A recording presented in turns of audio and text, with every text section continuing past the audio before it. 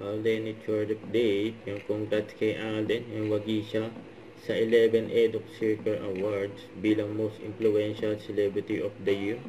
Wow, congrats kay Alden. Saka ito pa. Yung pang 8 pa nga ang movie ni Alden na Out of Order. Just sa Netflix. Grabe yun. Yung congrats kay Alden. Saka ito pa. Interview kay Alden. I'm Richards for TikTok Live. Yan, guilty or not guilty. Alden, guilty or not guilty? Nag-live na sa TikTok Live. Ganun pala kayo dito, guys. Ganun. Not guilty. Tapos mayroon pang Padilla po. Grabe yan.